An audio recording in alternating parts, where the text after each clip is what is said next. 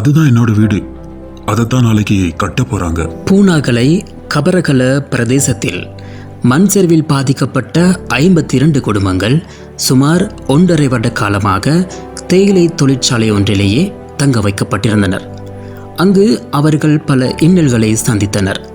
சுமார் 1.5 வருட காலங்களுக்கு பின் அவர்களுக்கான விடியல் இனியும் நிறைவேறும் என்ற நம்பிக்கையில் சிரமதான பணிகளில் ஈடுபட்டனர்.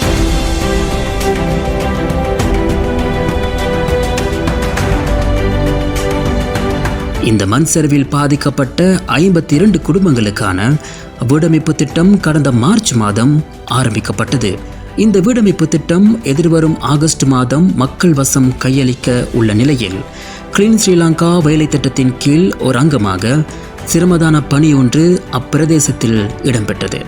இதன்போது ஊவா மாகாணத்தை சேர்ந்த அமைச்சர்கள், பிரதி அமைச்சர்கள், பாராளுமன்ற உறுப்பினர்கள், இராணுவ படையினரும் கலந்து இதற்கு தேவையான பணிகளை மேற்கொண்டிருந்தனர்.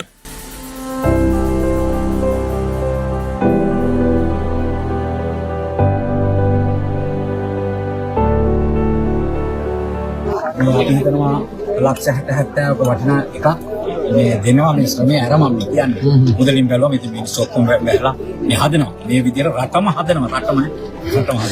எமது தேசிய மக்கள் சக்தியினுடைய அரசாங்கத்தினுடைய வீட்டு திட்டத்தின் முதலாவது வேலை திட்டம் இங்கு ஆரம்பிக்கப்பட்டிருக்கிறது. பல மாதங்கள் சென்றிருக்கின்றது. இன்றைய தினம் நாங்கள் அமைச்சர், அதே போல எமது செல்வராஜ் அவர்கள், அதே போல இங்கு வந்திருக்கிறார்கள் அமைச்சருடைய அதிகாரிகள், அதே போல பொதுமக்கள், நாங்கள் அனைவரும் ஒன்று சேர்ந்து ஒரு சிரமதானம் மூலமாக இந்த வீட்டு திட்டத்தை நாங்கள் மேலும் ஒரு சிரமதானம் மூலமாக இதனுடைய கட்டுமான பணிகளில் நாங்கள் ஈடுபட்டிருக்கிறோம்.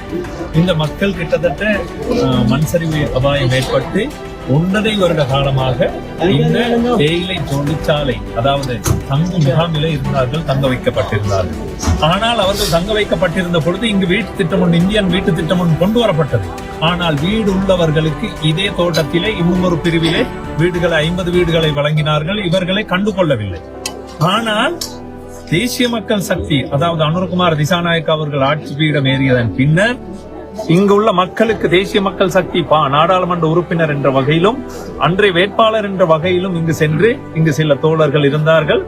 அவர்களுக்கு வாக்குறுதி அளித்தோம். இந்த மக்களுக்கு கட்டாயம் எங்களுடைய ஆட்சியிலே முதலாவது பணியாக வீட்டு திட்டத்தை ஆரம்பிப்போம்.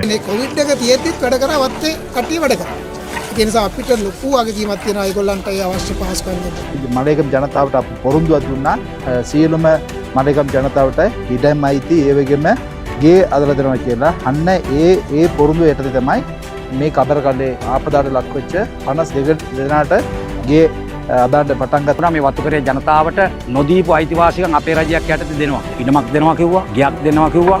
ඒ වගේ මේ අයට ලිපිනයක්වත් තාම නැහැ. මේ වතුකරේ ජනතාවට ලියුම් එන්නේ වතු අධිකාරිනවා. ඉතින් මත් කට්ටිය යන්න ඕනේ අධිකාරිතුමා හම්බෙලා ලියුම් ගන්න. අපි තීන්දුව කරා අපි ආණ්ඩුව ගත්තට පස්සේ අනාථ කඳුරේ ඉන්න මේ ජනතාව තවත් මේ අනාථ කඳුර වල නොතියා කඩිනමින් මේ ගෙවල් ටික හදලා දෙන්න ඕනේ.